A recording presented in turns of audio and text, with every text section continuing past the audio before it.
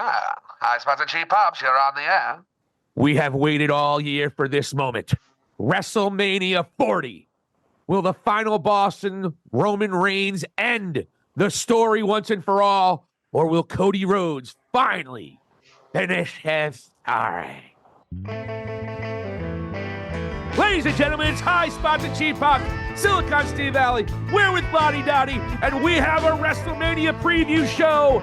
And we are very excited to have you guys with us.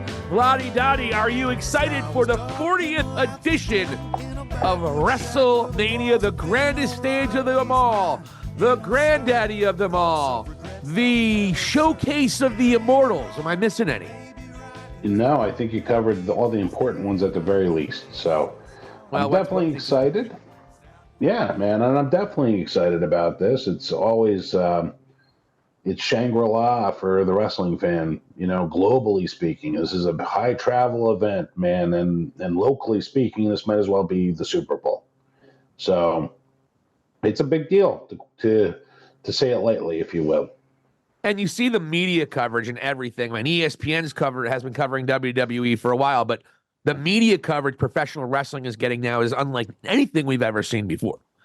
Yeah. And that's because it's much more popular now. And it's a great time in professional wrestling. This is Triple H's second full-blown WrestleMania, even though Vince still had his disgusting perverted little fingers all over it last year. So we'll see what happens. This is all Triple H's show, and I'm excited. Are you ready to get down to it? The Purple Nurple is on the line. You are a reigning champion. You beat me in a comeback fashion our last quarter. I think I had a 3-match lead. You came back and took me out and made me a bitch to reclaim the Purple Nurple, the greatest Purple Nurple champion of all time, which is, of course, Lottie Dottie. Held it for a year, and it was beautiful and around my waist for a hot second, but I got to get it back. And I have one opportunity to do it right here, WrestleMania. Are you ready, Lottie? I'm ready, man. So, we're off. All right. So let's start off, of course, with Saturday night. And the first match I'll bring your way is the Women's World Championship match. Becky Lynch versus Rhea Ripley. Tony Storm. You are fascinated. Rhea Ripley is going to retain, especially Becky Lynch with the contract issue looming. Just mentioned in an interview that once her daughter starts kindergarten, which is only a year or two away, the constant traveling is done. But she said when she starts going to school. But I think the writing is on the wall. Also, Rhea Ripley has been absolutely dominant. They have a built-in protection for Becky because she has wrestled so much more than Rhea has. So I think Rhea Ripley wins. I think it's going to be one of the best women matches of all time. And I think it's opening the show by what Dave Meltzer says. So good for them. And I go Rhea. All right, yeah, and I'm right there with you. I agree completely. I'm going with Rhea, and truthfully, this could be one of the greatest women matches ever, and it's not. Nobody should take this match lightly. I know Rhea and Charlotte worked magic last year, and I'm not saying it's going to be beating that. However, Becky will definitely hold her own, and it'll be a good match. But I'm with you, Rhea Ripley with the win. She's the mommy, and mommy is always on top. Holla. Holla is right. Next, I bring you this feud of feuds. Nothing really quite shoehorned here. We have none other than Rey Mysterio Jr. and Dragon Lee of the LWO versus Dominic Mysterio and Santos Escobar. I battled with this one, to be honest with you, a little bit. Dragon Lee's first WrestleMania, what have you, but I think it's Santos Escobar's first WrestleMania as well. I'm starting to think that Dominic has something cooking with the La Facción El Fantasma, and I think there's something going on there. He was a little shady with Judgment Day. Something's going to happen devious and nefarious. We're going to have Dominic Mysterio and Santos Escobar beating that deadbeat son of a bitch, Rey Mysterio, and, well, whatever. I mean, in terms of fatherhood, Dominic doesn't hold the candle to Christian. I'm willing to say that. Neither does Rey. And Yeah, I'm sorry. Ray is the father, actually. Okay. The worst father. I should have. As I was just writing down Dominic as you said your pick. But I agree with you. This is a match where I think Ray will look back on it, and it was a legend, a Hall of Famer, et cetera, et cetera. And he put his own son over at WrestleMania. And and storyline wise, whatever's being conjured up here by Dominic, it's a fart in the wind if he loses, is my opinion. So Exactly. I think it makes all the sense in the world for Dominic to get the heat at WrestleMania. He'll be booed relentlessly. It'll add something to this after, this will be the branching off of another storyline. And that's that, because I think there's some things that are brewing here with the Judgment Day. 100%. So that's part of this. So, 100%. there. A lot of dissension in the Judgment Day. We don't know why, but there was dissension. There was miscommunication. You trying to tell me something? Are you trying to tell me something? Who's the leader? Judgment Day, Put this thing out in the back of the shed and knock it out, because it's an overrated faction that hasn't garnered any real big stars with the exception of Rhea Ripley. People may argue with me about Damian Priest. Look, no one's going to convince me Damian Priest should have that briefcase over LA Knight. Still, 7-8 months later. Yeah, you're not going to get an argument from me there. And also, I got to say this. I like, and here's the double-edged sword for me with Judgment Day. I actually like the idea of a faction being led by a strong woman like Rhea Ripley. But if she had a little bit more, like, I don't know, I don't want to say talent, but like a little bit something different, maybe a little bit more oomph, if you will, where like Rhea. this, like Rhea and say maybe even a Drew McIntyre, where it's not like one is over the other, but they're actually sort of equals. And I'm not even saying that it has to be romantically inclined, because they sort of avoided this short of the weird Dominic part of this with Rhea that it seems like they're insinuating over and over. Of course, that's part of the fun here. But yeah, like I love the idea of her being the leader of a faction, but and again, I don't think they struck out on this, but it sort of fell flat overall. And I think we're seeing the genesis of this faction there.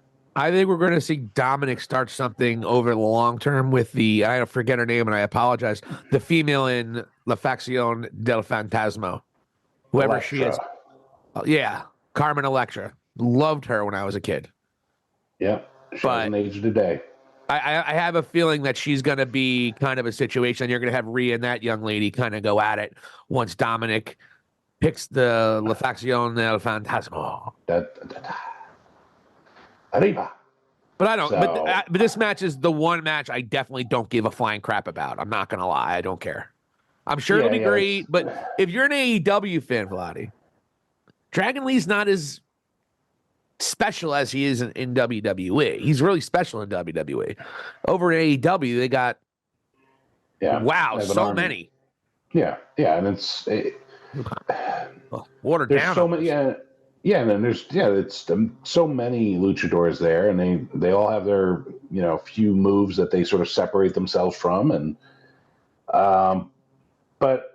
It is a bit oversaturated there, actually, if we're going to be honest. Bobby Heenan said all you got to do is pay 2 or 4 of them and just have them wear different masks, since they don't talk anyway. Fucking Bobby Heenan, man. just change the masks. I saw a really nice interview in 2002 with Bobby shortly after WCW got put down. And Bobby did put full blame on Eric Bischoff and Dr. Harvey Schiller for WCW's demise. So just so everyone knows, Bischoff is a culprit. Yeah. Let's see. From there, let's move on to the Intercontinental Championship match. We got Sami Zayn, the challenger, being led by Chad Gable as a coach, or whatever he is at this moment for him, against none other than the Ring General, Gunther. You know what? I think I screwed up. I think I initially took Gunther, but I changed, and I think I put Sami in my picks. Why is that? This Sami thing was kind of shoehorned as well. And I could see Chad Gable. See, he's so loved. I don't think he would be the one that turns heel, but I don't know. Why would Chad Gable care so much about beating Gunther? Like he's Seth Rollins and For number 4, number 4 here you have Sami. Yeah, so I obviously went with Sammy. If I could have my druthers, I would probably go Gunther. But yeah, let's see what happens. Sammy, I think another scenario is Sammy beats Gunther and then Priest cashes in and gets the Intercontinental title. So that was, I think, the way I was going. I think I screwed up there. If you pick Gunther, then we're in good shape. But I'm not sure. I went with Gunther. I went with Sammy. Yeah, I did pick Gunther. This fucking asshole. Yeah. So Unbelievable. yeah, I don't think Sammy I don't think Sammy wins, and I almost feel like he would get booed if he won at this point. That's the thing. It just wasn't a well put together story. The fans aren't behind Sammy like they were a year ago. I choked. I changed my pick right before I sent it. And look, hey, maybe I get lucky. Maybe Sammy does win by some chance. But with all the titles that I think might be changing hands, I think that was the reason I initially went with Gunther. And right now, it's one of those things. I made a mistake, and we know once you send it, you can't change your pick. So, but unofficially, I picked Gunther. I got you. You'll be rooting for Gunther at the least. I'm going to be rooting for Sammy. I like to win. I want the purple. Okay, right. There you go. Yeah. Since we're in the city of brotherly love with WrestleMania 40. Why don't we take a look at none other than Jey Uso and Jimmy Uso? Their first time wrestling each other, right, in singles competition. Yeah. Yeet. Yeet, and it is Yeet versus no Yeet. So this match has some good potential, man. This might sort of suck the crowd into like a good place. And honestly, when Jey comes out there, the place is rocking. Yeah, and they're gonna probably hug it out at the end of the match. There were some little feels here and there. They still very much care about each other. Even Solo even mentioned now, Jey, I miss you, but I got to do what I got to do. He said something this past week. So, look, the only problem with this match, I think the emotion's going to be great. And similar to Cody and Dustin, you knew Cody was going to beat Dustin Rhodes in All In, and I'm sorry, at Double or Nothing in 2019, first pay-per-view in AEW. You knew Cody was going to win. There's no way Cody wasn't going to win. Same thing here. Jey Uso's winning this match. No doubt about it. Absolutely. And it's going to be more about the story and the brotherhood opposed to who wins. But Jey Uso's the main event. He's the guy that's headlining, getting the championships, getting the headline main event matches, where Jimmy is still kind of goofy old Jimmy. He's kind of like if you look at the bloodline, if you remember in Lion King when they had the 3 hyenas and the one was really stupid. Jimmy's like the really stupid hyena out of the group. Yeah. You got like Whoopi Goldberg, the other guy, and then you have Dummy, which I believe Cheech. Cheech was Cheech the dummy, or was he the other smart one? I think he was the other smart one. Yeah, he was the other smart one. Yeah. So Solo's Cheech, Whoopi Goldberg is Roman, and then the dumb one, and I don't know who it was. The dumb one's Jimmy. The best example of that was when they were walking in, like all pissed off. Everyone was pissed, and Jimmy's like, he's just happy to be there with the bloodline. It's amazing. And Jimmy, I thought he was going to be a little bit more nefarious, especially with the way he kind of turned on Roman. I don't like the way Jimmy's been booked because he was the reason that Jey turned on the bloodline to begin with. It was Jimmy who did the turn. Yeah. And that's been a little bit of a storyline issue with this particular one. Even in a recent promo, Jimmy had said, you picked you left the bloodline. No, dude, you super kicked Roman Reigns for your brother. You had his back. You pushed him out of the way and you super kicked Roman Reigns. But that hasn't been addressed. So that's taken a little bit away from me. And frankly, I love Jimmy. I want Jimmy to win, but Jey Uso is definitely winning. Yeah, I'm with you. Jey Uso with the win, and I don't believe Jimmy's revisionist history either. So Jey all the way. And why didn't Jey correct him when he said that? That was the other part. Like, dude, I was still being a good soldier, and you kicked the tribal chief. Yeah, Oos. Booty. How high are you, Oos? Not high enough. So what are we looking at here? We're looking at the 6-pack challenge ladder match for the undisputed WWE Tag Team Championship. Listen to this roll call of teams. God forbid we get a really great tag team match like we did last year. God forbid. Or in WrestleMania 2 with the British Bulldogs and the Dream Team. Yeah, and that would be appropriate. We have DIY with Gargano and Ciampa. We have Awesome Truth with The Miz and R-Truth. We have New Day with Kofi and Xavier. Then we have the New Catch Republic, which I believe is Pete Dunne and Tyler Bates. Bates. Tyler yeah, Bates. you know, I wanted to call him Tyler Yates, who I think was a QB or an NFL player. I think he was, yeah. Yeah, that's what was confusing me. So Tyler Bates. And then we also have probably one of your favorite tag teams ever, Grayson Waller and Austin Theory. And we're going to end off with the champions there with Finn Balor and Damian Priest. So all these guys are going to have, all these teams are going to have a ladder match to be, I guess, the undisputed tag team champs. And if you want me to lead off, I will put it out there. We got the Awesome Truth. I believe this is R-Truth's WrestleMania moment. I think the place will go nuts. I think this is one of those things like when R-Truth does make the Hall of Fame, because I have zero doubt that he will make it. And just based on the speech alone, and to be able to show this highlight, it writes itself. So this is the opportunity to give it to him, and it's going to be a cool moment. Yeah, I'm with you. I think they foreshadowed R-Truth hasn't won a WrestleMania. He's got the most momentum. In fact, out of all the teams, they're the only team with any momentum right now, to be truthful. And they're the only ones with any decent storylines going on. They kind of brought DIY to make Regeneration X and all that other kind of crazy shit. But what they have done to the tag team division going into WrestleMania, I'm very disappointed in. Wanted a real good tag match, maybe be a three-way with the most. This is just going to be a train wreck, 12 guys jumping all over the place. And they're probably only going to have about 15 or 20 minutes to get it done too. It's not going to get a ton of time considering how low it is on the totem pole in terms of matches. So I'm disappointed with it, but R-Truth does win. R-Truth and that other guy wins. Whatever. So I don't care about him. Let's go on to the next match where we have a debut, a special one here actually.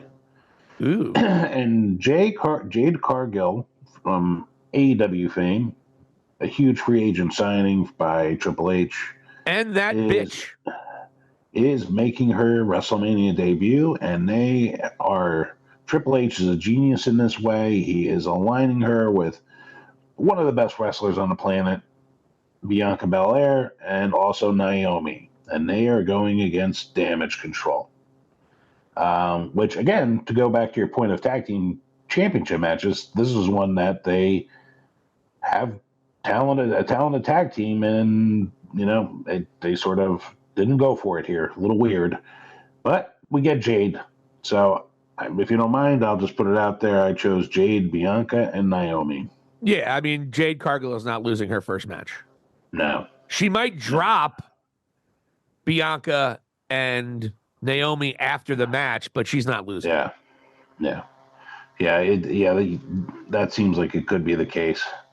But yeah, I don't disagree. And which leads us to the main event here.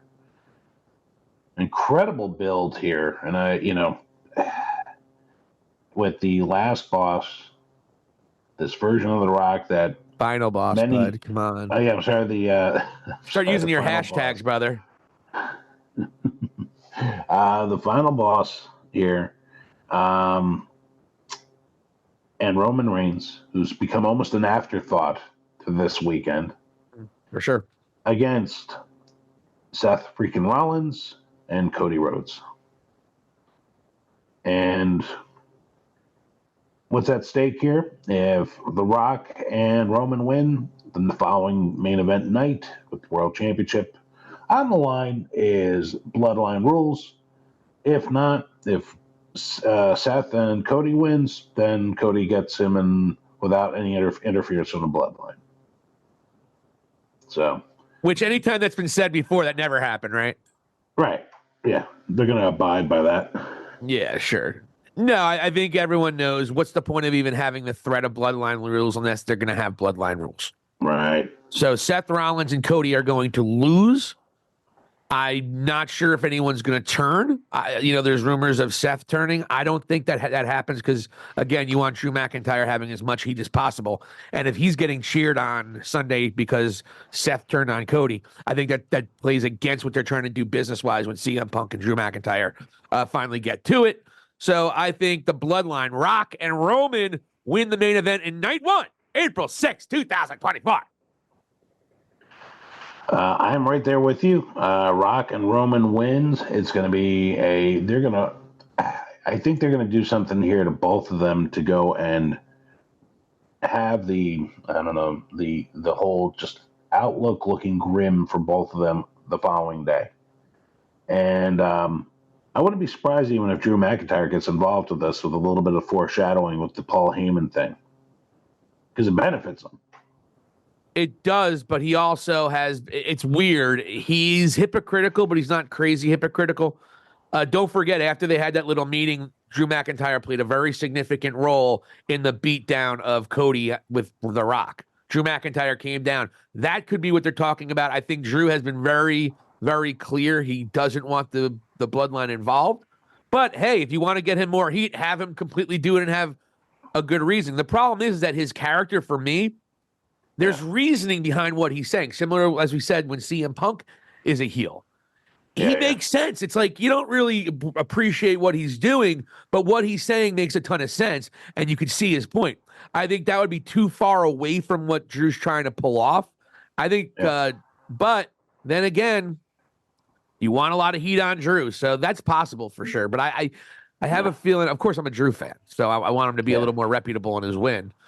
Mm-hmm. He might come down on Saturday night, but I think it's going to be a one-on-one match on Sunday for sure. Yeah, and then which is a good segue. What's the first match of the next night, Vladdy? The first match of the next night is going to be none other than Seth freaking Rollins, the champion. Now, this is all versus Drew McIntyre. Yeah, versus Drew McIntyre with special guest announcer CM Punk. I'm surprised that they have gone that way with I forget what I was going to say. Holy shit. I forget what that's why I fucking try to get it out when I do, because I'll fucking forget it. So never mind. Yeah. That's all right. So you got Punk, who's going to be announcing McIntyre versus Rollins. And honestly, this match could be one of those that could steal the show. These guys are so good at what they do, both of them.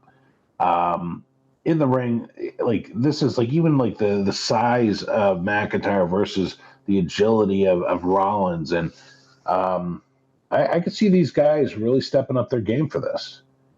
And then with that being said, I think you're going to see a change in the title here. I think Drew is going to get his WrestleMania moment in front of the crowd and win the title. So, and I think part of it's going to be played into that, Seth was banged up for the night before helping Cody, and it might, he looks injured, whatever, the knee, the back, whatever it might be. So I think he's going to give a beat down to Seth, though, so where it looks like Seth will be done for the night, and maybe Seth comes back later on. But I'm with you. I think Drew McIntyre wins, and he deserves it. He was kind of struggling to find his place as a babyface late last year. And then when this heel turn started, he's just taken a whole nother world and totally rose to a completely higher level than he had ever been before. So I'm with you too, Drew, for sure. Okay, and I got to just share with you, and this is something I'm going to say, and I hope it does not happen, because I don't want to be in this overbooked hell.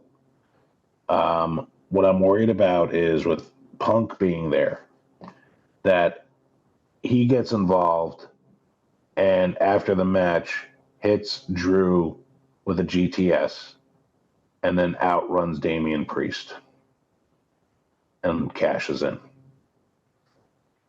I really hope that doesn't happen. It could. I don't think it would. But then again, you have your tag match the night before. So I don't think Damian Priest cashes in at WrestleMania. I don't think he's given that moment. That's Legends, and he hasn't earned that yet. No, I get it. I agree with the whole legend part of it. But one of the things that has happened, and you and I have been pretty critical of it, what has it meant to have that briefcase in recent time, right? So how do you put it back on the map? You give somebody that moment. And the only reason I'm saying this is one of the biggest upsets that Roman had during this reign of his was when he beat McIntyre in the United Kingdom. Mm-hmm. And they are going back to Scotland, Glasgow, Scotland this year, and and it's pretty much already advertising for it. So I'd say Clash of the Castle in Glasgow. So if he wins it at WrestleMania, loses it because Punk interferes, then he has the opportunity to go beat Damian Priest for it in Glasgow. If he, they knew that this is probably in the plan. That's the only way I could see that maybe them agreeing to that. But I'd rather just see McIntyre win it. But that's one of the reasons I thought of it, just to put more of a nicer shine on that briefcase, which it hasn't had it in a long time. So how do you reestablish it? That's my only thinking there. But I hope it doesn't happen, is what I'm saying. This is how you reestablish it. You put it on somebody who deserves it and who the crowd wants to get behind. That's how you reestablish it. If they do that with Priest, that's not going to help. It's not going to put more shine on it. They might think it does, to your point, and it's something I would be concerned with too. Yeah. But I don't think this happens with Damian Priest. Also, again, it makes McIntyre a little bit of a sympathetic character. And you don't want that. You want him to have as much heat as possible when Punk comes back. And lastly, Punk's still rocking that arm guard. I don't think he's willing to get physical with in any situation. I know he was in the ring last week, but he stayed full clear of any kind of physicality. So I don't think Punk risks any kind of physicality, particularly at GTS where you do have to use your arm. I don't think that gets it in there. So I appreciate your concern, but I doubt it. I really would doubt it. Nobody wants that. Nobody wants Damian Priest cashing in on anybody except for maybe an Intercontinental Champion. Right. So a little bit of a segue from that idea of who should have had the Money in the Bank. We have the next match is none other than Mr. LA Knight against AJ Styles. Yeah. Yeah, I think LA Knight wins. I think obviously his star is the one that's rising now, and AJ Styles is there to put people over at this particular point in time. It's a big match for AJ, though. He hasn't had one of those classic, amazing AJ Styles matches in a minute, and LA Knight hasn't had a classic match. So this is a very interesting match that we might not care about as much as we'd like to, but it's important for either one of them to show that they still can go, or show they can go, period. So, but with that, LA Knight, the stars rising on him, and I think you'll see some gold, hopefully, finally, in the next couple months. Yeah, I agree. I'm going with LA Knight as well. Yeah. They put one of the greatest wrestlers on the planet with him to have this moment. So I think it should be a good. And like we've compared LA Knight to Stone Cold in some ways in terms of like the way his matches go. A bit of a brawling. He hits a couple of good moves. Like what Stone Cold would do, but then he has that one finisher, which they're kind of getting over now with LA Knight. And you know what? Like, I think AJ is going to be incredible. And he's going to want to, leave his legacy and have that match on there as well. And, AJ's got, how can I put this? It's like, I'm a little confused by him because he's one of the greatest workers on the planet. The fans like him, but they just haven't figured out. And he's in this Bullet Club limbo thing. And I hope they find something to do with him so he can end his career on a really positive and exciting note here. So maybe this is the beginning of it. Let's hope. He'll finish up with Kenny Omega in AEW when Kenny Omega's feeling better. Just joking. We'll see. We'll see. I'm not super excited about this match, but it's a match that they both need to be good. Yeah. So all right. From there, let's carry on and let's go to the United States Championship, where it is a triple threat match between Randy Orton, the Viper, Kevin Owens, and everybody's favorite YouTuber, Logan Paul. I'm going with Logan Paul in this. Me too. The U.S. title does not do much for Kevin Owens or Randy Orton, and it's still something for Logan Paul to tout. And I think maybe he does lose to LA Knight eventually. But, Logan Paul's going to win this one cheating and doing whatever kind of nefarious thing. Maybe have his jerk off sidekick on his YouTube channel show up again. Yeah. KRS-One. I'm just kidding. KRS-One's a great rapper. I don't know who that guy was. But like I said, the U.S. title does nothing for Randy Orton at this point in time. Doesn't do a lot for Kevin Owens either. Kevin Owens would be my second guy to do it, but I don't know. I think Logan Paul retains.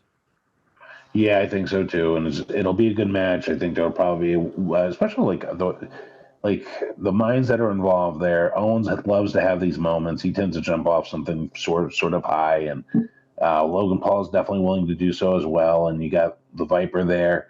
There's going to be this match will be worth the price of admission, I'd say for sure. And but again, I don't think there's going to be anybody that's beating Logan Paul for the time being. And however, you might see on the Monday Night Raw, Logan Paul appears.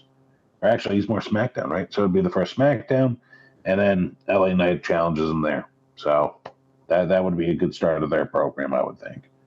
Yeah, we'll see what happens, but we're with you. Logan Paul. Yeah. Next up, how could you have an event in the city of Philadelphia without a Philadelphia street fight, Mr. Valley? Jesus Christ.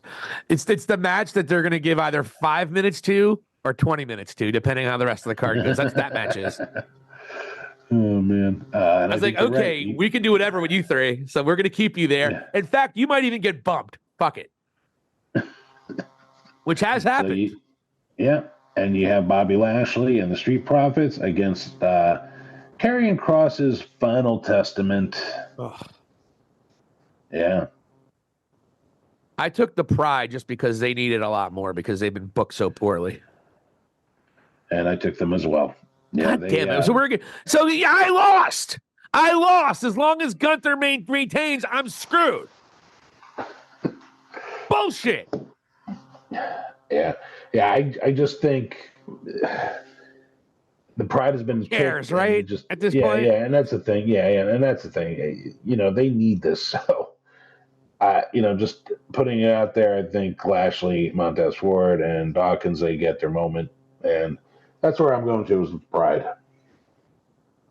All right, and so now, Vladdy Dottie, the time has come. We have one match left, correct? We have two. Never mind, I fucked that up. The time hasn't come. Go ahead, you're next.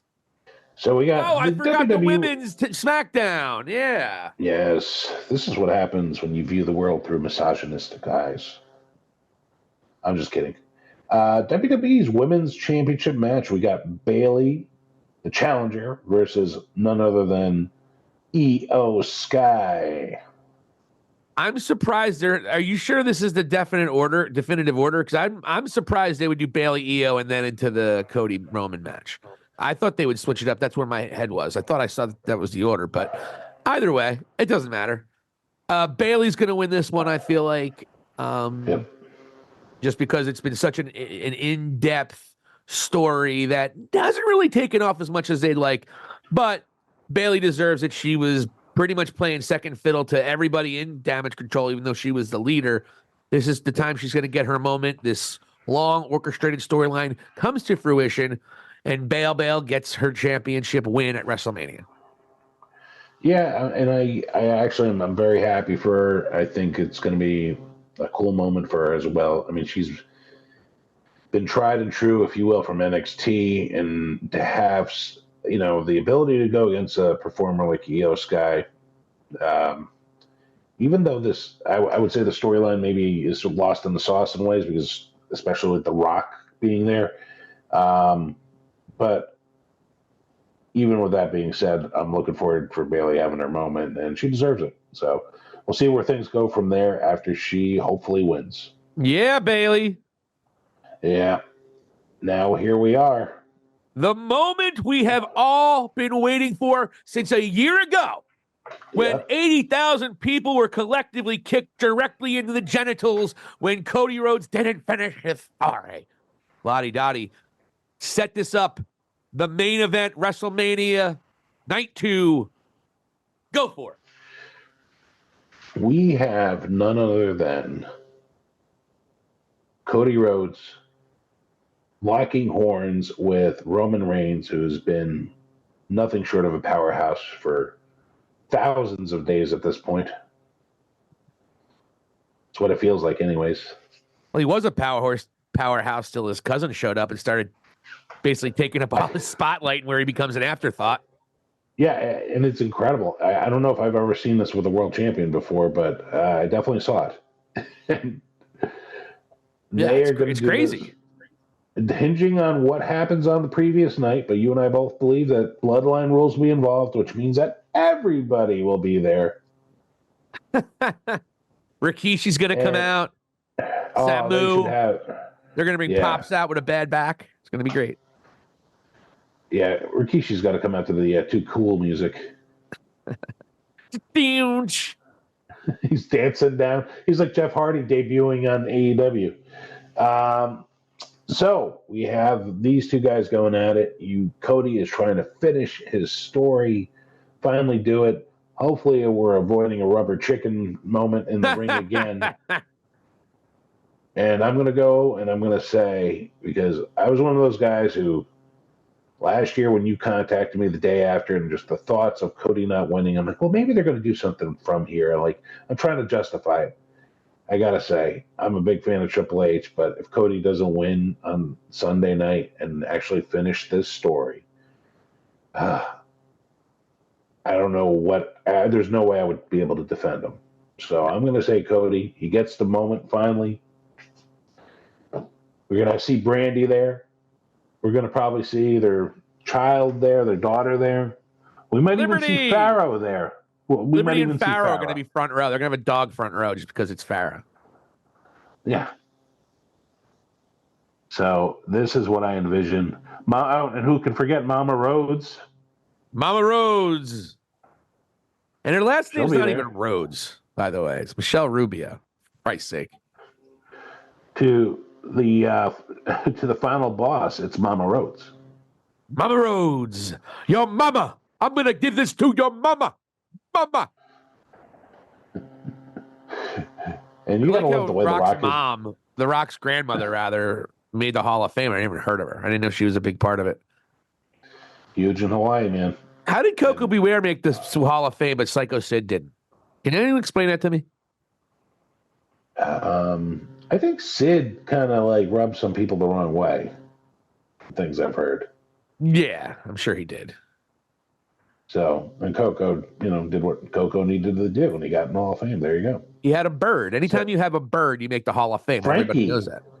Frankie. And he had a bird when he was with him in the Hall of Fame, but I don't know if it was Frankie. I wonder how many Frankies he's gone through. I don't know how long the birds last. He's probably got a whole freezer full of them. So, and here's another note we have to make. This is the first main event at WrestleMania without a lecherous, out of touch CEO by the name of Vince McMahon. He was a chairman of the board as well. He was everything. He was everything WWE. And good riddance. He sucked for the last decade. I'm more offended by how bad he was as a booker the last decade than I was with anything he's done in the courts.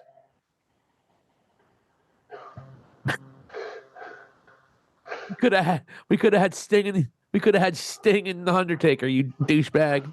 We could have had AJ Styles and John Cena for the world championship, but you made Randy Orton and Bray Wyatt the championship match with a bunch of bugs flying on it. You are terrible, Vince McMahon. Good riddance to bad rubbish. It's spooky. I'll be watching on Peacock. Rest assured. Peacock. Watching a Peacock. Oh, my Peacock. Laryngitis, do you want to FaceTime in WrestleMania this weekend with me? Young old times. Me, you, we'll call a couple randos. What do you say? Make sure I can shit on the pits.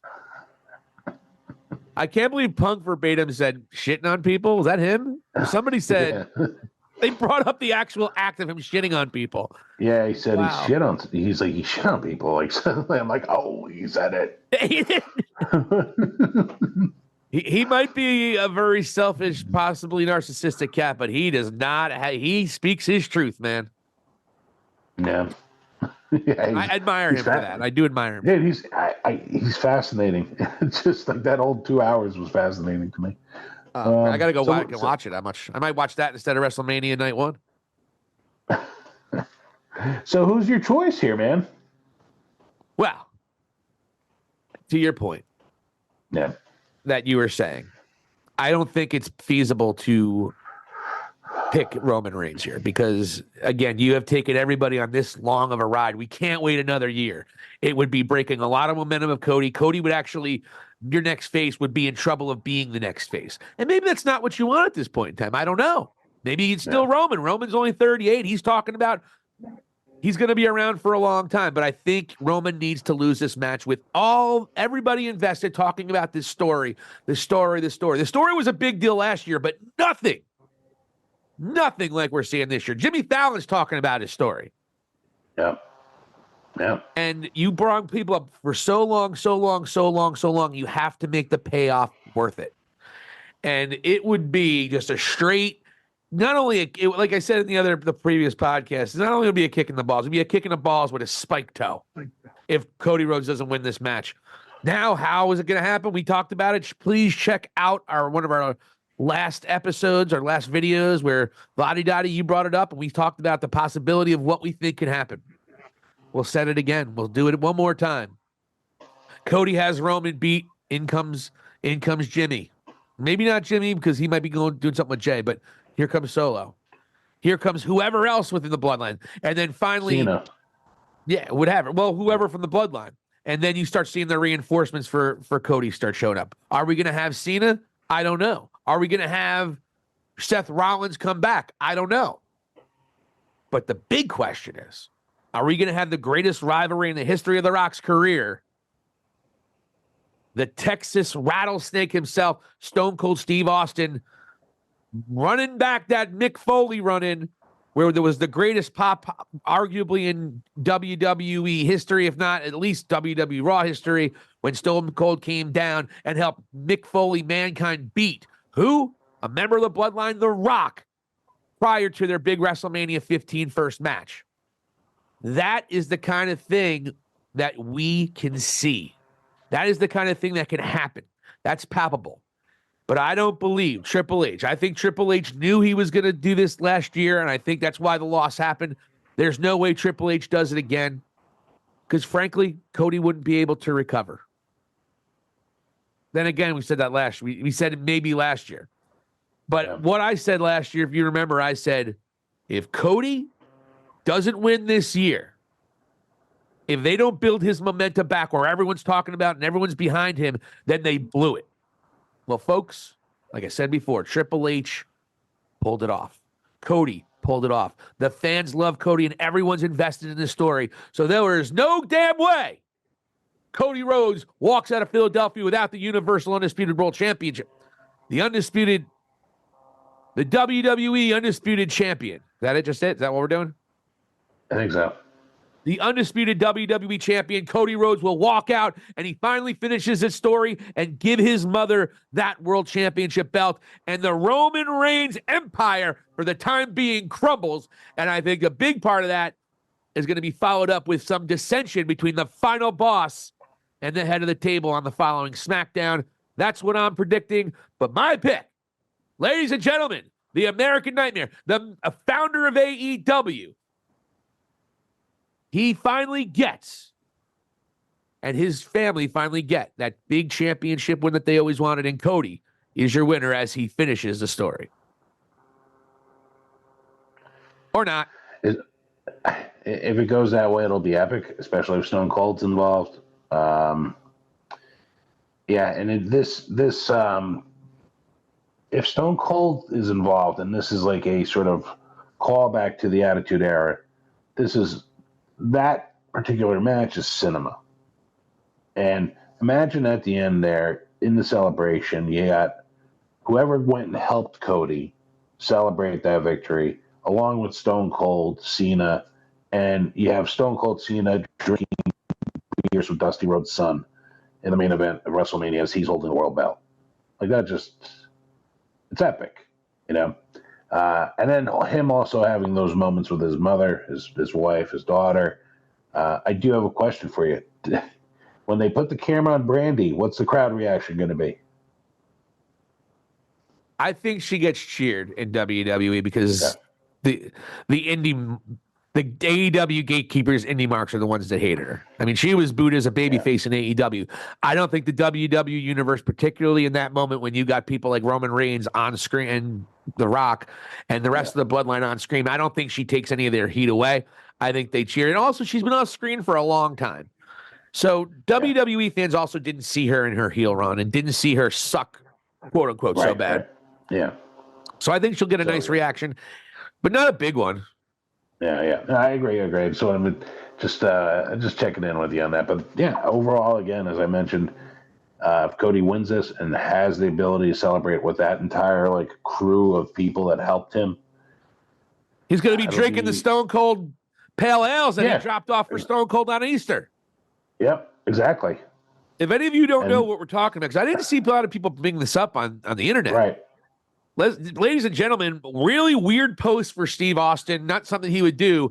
Apparently somebody dropped off an Easter basket with beer, with Stone Cold Steve Austin's beer. And the ironic thing is it's Stone Cold's beer. I think he has plenty of that. But anyway, somebody dropped off a little basket for Stone Cold Steve Austin. Apparently whoever it was, they left it off, pressed, and to quote Steve, rang the doorbell and hauled ass. So Steve has no idea who dropped off that Easter basket. Is it possible, with Cody doing all the goodwill, kissing babies, showing up in weddings, coming to a kid's birthday, is it possible he was able to drop off, like the Easter Bunny himself, a big, nice present for Stone Cold to maybe coax Stone Cold to show up in Philadelphia, Pennsylvania this Sunday? Wow. I mean, if that's all it takes to bribe him, more power to Cody. Mark, put some damn zeros on that kid. Better make a check. I'll go dropping people on their damn necks on a stack of dimes just like that. I'll get the payday, and that's the bottom line. What's going to be priceless if that glass breaks is The Rock's expression. It'll be very similar to that expression he had in Mankind. Yes. Like the eyes bugging way out. It's going to be incredible. Whatever they're planning, it's going to be incredible, and I'm really looking forward to it. I have a lot of faith in Triple H, and that's the difference between what we're feeling now and what we're feeling 2 or 3 or 4 years ago in the prior decade or so, is that we didn't have faith. And I went back and watched Vladiati, some of the WrestleManias of the last 5 or 6 years. There were some terrible cards in comparison to the one we have here, at least on the top. I mean, you got Roman Reigns and Brock Lesnar one time when nobody cared about. The Roman Reigns Triple H match nobody cared about. The Undertaker Roman Reigns match, which was dog shit. There's a lot of bad Roman Reigns at WrestleMania, folks. I don't want to be a dick about it. But that run when he was anointed the champion and anointed the face and he was just not good at his job yet, those are some bad times. Yeah. But he righted the ship and so did WWE, clearly. So we're in good shape there. And now he's going to be he's going to get hit by some hard times. See what I did there? I do. We're going to learn you about some hard times. The Rock, though, and Roman Reigns was on Jimmy Fallon, and The Rock alluded to Roman, there can only be one. We got the tribal chief and the final boss, and they kind of alluded to a match between the two, but I didn't know the context, but I'm telling you, there will be dissension between The Rock and Roman Reigns, the very latest, the SmackDown after WrestleMania. Yeah, my thinking is The Rock and Roman get into it. Roman blames The Rock somehow or another. Rock blames Roman. And then the intriguing thing that'll be is what's going on with Jimmy, Solo, and or Jay. Or Tama Tonga. And that's the thing. If they don't see, The Rock bringing reinforcements that are sort of connected to the bloodline themselves, and then they take them out, and say if they, quote unquote, injure Roman or something, take him out, and you have one true, the final boss, and he's basically ruling with an iron fist, trying to get that world title back and hunting Cody. But in the same breath, he's also making life miserable for Solo and Jimmy. at the very least. Solo's going to be a baby face within the next couple months. Just because the reaction he's getting, the fact he's a stand-up guy, he's the enforcer, very similar to Roman's role in the Shield initially. Yeah, but he's a good dude. He's not just talking shit. He's not nefarious. Yeah. He just backs up his family. So Solo's really popular. We got to see what kind of promos he can cut and how entertaining he can be. But I'm with you. I think Solo might be the guy in at least this version of the Bloodline for a hot second. I don't know what they're going to call themselves, but we'll see. Yeah. So that following night should be incredible, and then because The Rock has just lost his shit at this point, man. He is just cursing, doing whatever the hell he wants. He's whipping the referee with the weight belt, like he just doesn't give a shit. And I don't particularly think that he's going to go and accept losing. Look, we got to see what happens. The Rock has said Cody and he are going to be linked. Yeah. So that tells me that's a long-term thing between Cody and The Rock. Yeah. And again, we know we're going to get Roman and The Rock at next year's WrestleMania. At least we think it anyway. Yeah. But we'll see. I mean, obviously I'm sure they have something massive, absolutely incredible planned for the finish of this main event. And I don't think he sends 90,000 or 80,000 people home miserable again like he did last year. Yeah, it's going to be a different vibe. Hey, any chance that Dustin is there in the crowd? Front row. Maybe. Brian Cage just showed up on Drew McIntyre's TikTok. Was that him when they were lifting weights? Yeah, he's like, okay, let the beast out of the cage, and then Cage wound up spotting him. And Cage said, CM Punk never lifted something like this. Exact words. Brian Cage apparently doesn't like CM Punk either. Another one. It's funny, man. It's funny like how it's like he's cross promotions with his heel work, meaning McIntyre. Oh, it's great. And and what the funny part is, Brian Cage, where does he work? AEW? And who's he throwing shade at? Yeah. It's funny how this crazy world of professional wrestling. So to your point, I don't think so. I do not think so. However, it would be really nice if Tony let him be there. I mean, he can't do anything if he's front row, but I hope so, because Dustin deserves to be there. But the thing is, if Dustin's there, they're going to want him to get involved, and he might not want to be there front row. I mean, I think he will be there no matter what. His brother's winning the championship. I think he's going to be there. But I don't think he's going to be front row, because then the want for him to get involved physically will be there. And he can't say, I can't get involved because I'm not under contract when someone's beating up your brother. So that would be my thing. Dustin probably wouldn't want it unless Tony gave him the okay to do it, which you would love it to do. And Cody came out and defended Tony Khan this past, I believe, yesterday or the day before. Or I'm sorry, today or the day, I guess it would be yesterday or the day before, considering it's airing tomorrow. But Cody said he doesn't agree with CM Punk's assessment that Tony Khan is a clown and does Adderall lines off of Sky Blue's feet. Cody Rhodes disagreed with that assessment. Or whatever CM Punk said. I forget exactly what he said, but Cody Rhodes didn't agree with his assessment of AEW, for sure. Are you confusing Punk's assessment with your fantasies? No, Cody Rhodes said that right on Ariel Helwani. Ariel Helwani's getting all the big ones. He had a big run-in with Becky and Rhea on Tuesday. Had a big interview with Cody.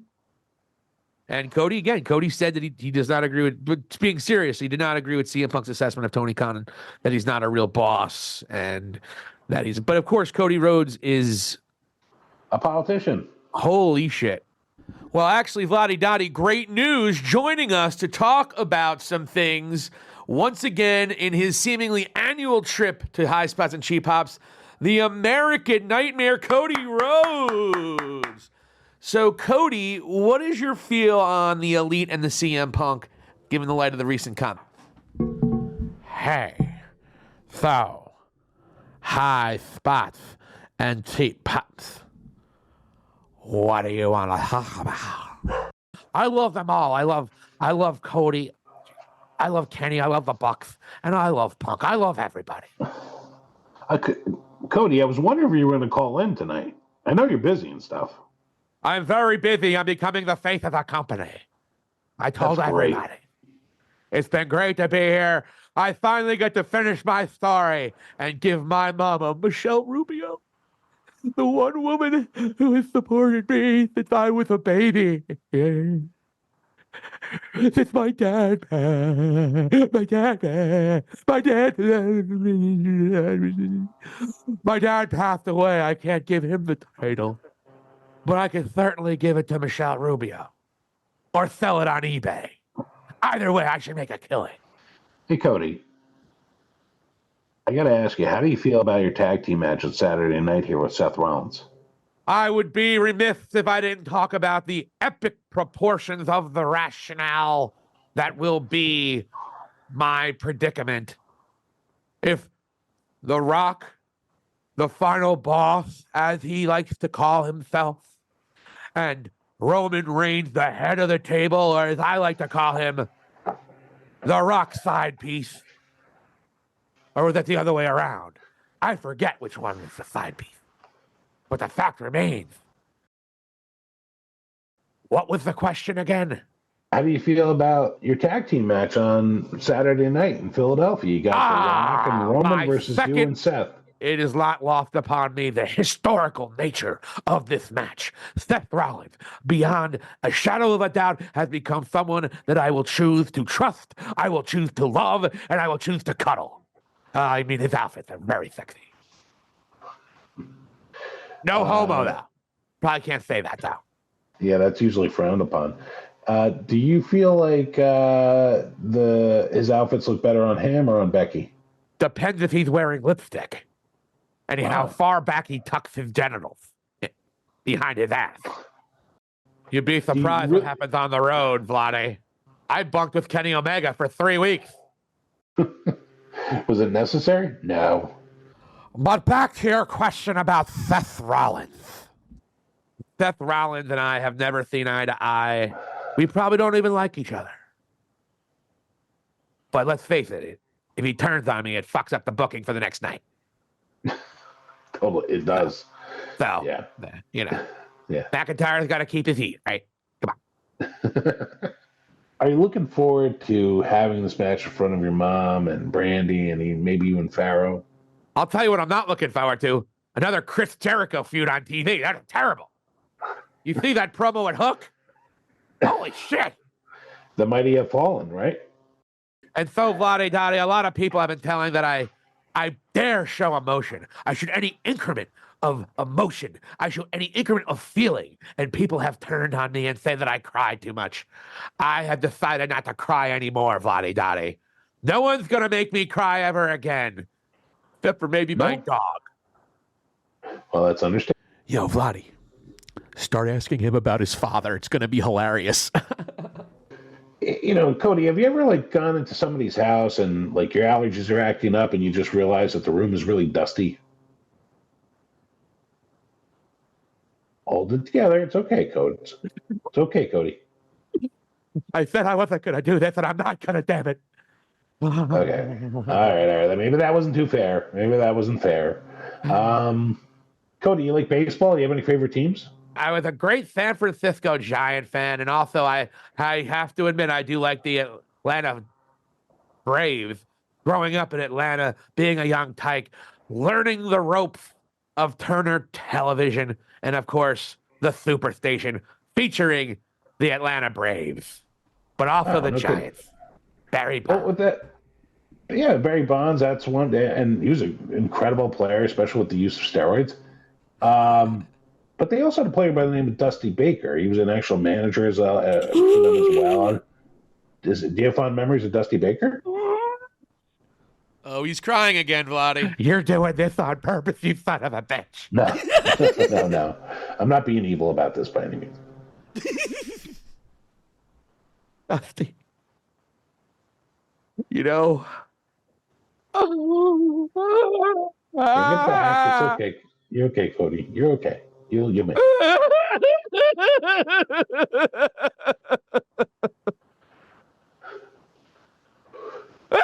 Poor Cody. You son of a bitch. That's what Roman Reigns is going to do. He's just going to bring up my father so he can distract me from crying, so he can spear me again and ruin all my dreams and hopes. They're going to book me to lose, Body. I'm going to lose it. And LA Knight's going to be the face of the company. And all the hard work. I went to that stupid Brett's birthday party. And I went to that asshole wedding and with his best man. What kind of douchebag makes a stranger's best man at his wedding? But I did it, so they love me. And it's not going to matter. Triple H is going to book me like Dusty did when he wanted a count out.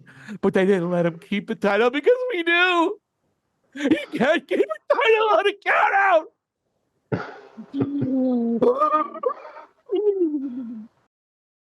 But if that being said, I believe I'm going to beat Roman. Just as long as Roman doesn't whisper your father's name in your ear throughout the match. I don't think he will. I'm very, very, very, very, very, very sure he's not going to do that. And quite frankly, Vlade Dade. Yes. I don't get emotional anymore anyway. I just showed you that. Yeah, you've been a pillar of strength during this interview for sure. Well, the key is to be able to turn the emotions on and off like a dime. That's how you get the crowd to love you. That, and you baptize their children. Apparently, I have to do that next week, too. I had to give P. Diddy a hand job last week just so he would buy some more tickets to WrestleMania. It was really sad. Did you really have to do that, or did you just want to do it? Look, I did not want to do it. P. Diddy is a very rich man, though, and he has certain demands. But I wasn't allowed to look him in the eye.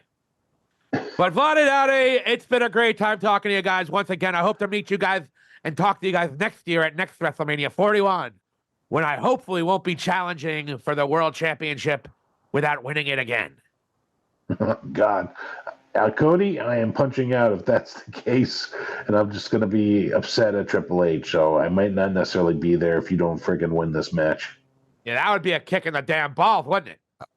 So, Vlade Dade, in conclusion, I want you all to have a safe and happy WrestleMania 40, because the era is coming, and I will be the new champion and the new John Cena. Ironically, Cody, I got to give you credit for this. I heard this today. I heard you refer to this era as the Renaissance era. Ooh, I'm brilliant. That's going to be on a T-shirt. I'm brilliant. Yeah. Look how smart I am. The Renaissance era. And I got to tell you, I like the name. And it's the problem is most people in the wrestling industry and the wrestling fans don't know what the hell Renaissance means, let alone spell it. You're not talking about the brightest people. Oh, wait, I didn't say that out loud, did I? I love the fans. If you need me to do a bar mitzvah, I could do that too. But I got to tell you, Codester, that I love the name of it because it's implying that WWE is coming out of the dark ages. And you really do have the opportunity to be the champion of that. And I do appreciate it. That's why I said it. I'm sure. Yeah. It was unfortunate because Renaissance, there's 2 S sounds in there, and that is not good for me. I probably should have picked something like the cool era. Cool era. It's cool. Cool. Yeah, I sound normal when I say cool. Yeah, most people do. And one more thing I want you to do. Don't ever forget one thing about the American Nightmare. Nobody sounds quite as smart with such a bad list. And that's what a Rhodes is all about. You're practically a Rhodes Scholar. I like what you did there. You're brilliant, Vlade Dade. You should be writing Jericho storylines now. What a heap of shit he is. I would love to have a chance, but I would say he needs to go away for 6 months. Hey, we have a nice young star up and coming that people are behind. Let's destroy him and all of his momentum by putting him with Jericho. He hasn't been entertaining in 2 years.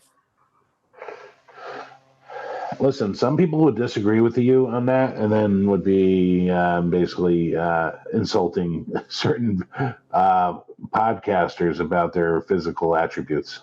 Well, here's the deal. I don't really give a rat's ass about the AEW fans anymore anyway, so they can kiss my dick. Kick me out of the company, will ya? Because I won't turn heel. Fuck you. it's amazing what has happened and transpired here with him leaving that company. I got to say, Cody. Yeah, it's really I mean, look, mired in controvery, losing every top star. You're a disaster, Tony. Oh, wait a minute. I love Tony. wait. He's a guy. You love him, right? Yeah, AEW. Remember 2021? It was going to take over the wrestling industry. Adam Cole, CM Punk, Bryan Danielson. 4 months later, the fans booed me out of the goddamn company, and Punk's now my best friend in WWE, and Bryan Danielson's retiring. And Adam Cole? What, Daddy Warbucks? No. What, FDR over there? Dr. Xavier? Jesus Christ. More like... Yeah, what is he? He's more like Mr. Potter from It's a Wonderful Life. He's like... He is like Professor X. You're right. Except he's a douchebag. Exactly. Great storyline with MJF. That fell flat. Yeah. There was no saving it. Jesus Christ. I hope MJF comes back well. He's my buddy. He may or may not be at WrestleMania 40, but he's rooting for his old roller coaster buddy. Yeah. But that's all I got for you. I have to get going now. It was a pleasure talking to you at High Spots and Cheap Pop. Maybe cut down on your S's. And I'll come back next year. This is becoming a yearly tradition, Vlade. A yearly tradition. I show up and talk about and wax philosophical about the WWE, about the pro wrestling industry that I grew up in, that I tailored myself and carved myself into the face of the company. Unless Triple H says Roman's going over, and then all bets are off. And I'll go be Stardust. Yeah, and then Silicon Steve Valley and Vladdy Dottie will be hosting a baseball podcast. New York Yankees, most likely. Go Yankees. I'm a big fan of them, too. Well, that's good. Or not. Can't go wrong with them. Well, Vladdy Dottie, it's been a pleasure. Wish me luck. Seriously. I wish you luck, man. Yeah. Wish you luck, man. I do. You. Silicone Steve Valley.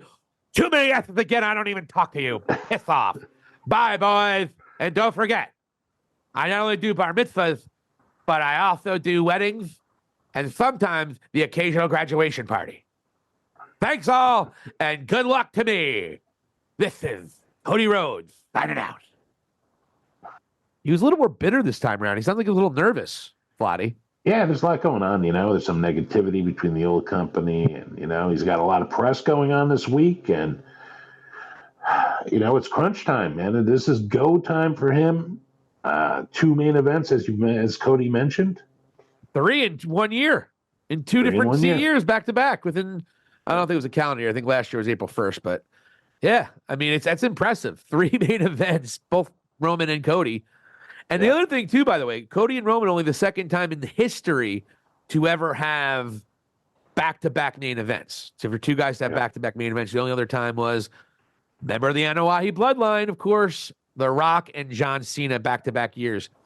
But at least this time, it's 2 guys that are there all year, opposed to, that was just kind of, both of those were shoehorned just to get the impact of having The Rock and Cena. But this is a little bit different because this is more like a Stone Cold Rock thing where these 2 guys are still doing the work. I know what everyone's saying. Roman only works 5 days a year. The fact remains the guy has leukemia and he's still telling some of the best stories on the planet. So, yeah, there's lulls sometimes, but it's been incredible what Roman has done. And don't forget, folks, Roman was the only good thing on WWE television for like a year. Yeah. Especially during the pandemic era. So. Yeah, well, the whole thing, and also, even beyond a little bit beyond the pandemic era when he had the run with Sammy being a part of it, that was like the peak almost of like what was going on with the bloodline. So definitely was the peak for Sammy. He hasn't caught any of that momentum back. No, he hasn't. And but now, with The Rock playing the final boss here, it looks like we might be starting a new chapter. Even Heyman mentioned that they're constantly rewriting the ending. So what you're going to probably do is end the Bloodline chapter with Roman and Cody, and then it's going to be Cody and Rock and whatever Rock is throwing at Cody's way. I don't like how open they are being about production stuff. And that's why I kind of appreciated Cody when he was on Ariel Helwani. Ariel said, "Hey, when did you find out you were losing?" I don't like questions like that. Like, you can talk about certain things that are in the past, but, like years prior or what have you. But Cody did a good job, but he's like, I'm going to keep it the way I usually do it. And he said, "Surely you knew before the match started." And he said, "Not surely. Not surely." And he said, and I don't know. I think he was saying he's not Shirley. Like, don't call me Shirley. Shirley. But Ariel Helwani kept on asking him, and Cody said I didn't know until I got that spear. So I appreciate when fans do that, when wrestlers do that. You don't have to pull the curtain back all the way all the time, folks, with these shoot interviews, because it really takes away some of the magic of what we're trying to watch on screen, which is the important part. Everyone always wants to hear spoilers, and I think you sent me a text earlier with possible spoilers, and there's rumors and Meltzer saying what card is and what's happening and when it's going on and all that. I kind of want some of the allure of what they're doing on screen to maintain, but with today's day and age with social media and everyone just wanting to get their clicks, it's very hard to do. So I appreciate when wrestlers do the kayfabe thing. MJF, we see him do it. Eddie Kingston does it. Cody's doing it to a certain extent. Even Roman's doing it to a certain extent. I rather that than people, "Oh, well, I actually knew right before I was about to go out there, Triple H said I was losing," right before this epic battle that he lost. So I like that they're kind of keeping some of the allure there, because that's where the magic happens. No, it's a good point for sure, man. So yeah, I'm with you. So it should be a great weekend for sure. And this is, again, it should be almost like it is a wrestling fans holiday for sure. So enjoy it. 2 days now. Yep. And it's good. So it hasn't been good in a long time, which is the cool part. Yeah. All right, buddy. I guess we got everything we had a lot of videos out. Want to thank all our new subscribers and all the new listeners on Spotify and everywhere you listen to your podcast. But thank you to new subscribers on YouTube, all the new people signing up for our Facebook page and our Facebook group. High Spots and Cheap Pops. You can see it right over there next to Vladdy's name. Vladdy, it's right here. Well, whatever. Vladdy knows where it is. It's in the lower right-hand corner. That's where you see High Spots and Cheap Pops. Yep. Pro Wrestling fan page. Sign up, interact with us. We want to get you involved. Lottie Dottie, anything else about this weekend? Are you good? Yeah, I'm good, man. I'm definitely good. So enjoy it, everybody, and good luck, Cody. Finish the story. For Lottie Dottie, this is Silicon Steve Valley for High Spots and Cheap Pops. Have a great time, Wrestlemania 40, and here endeth the lesson.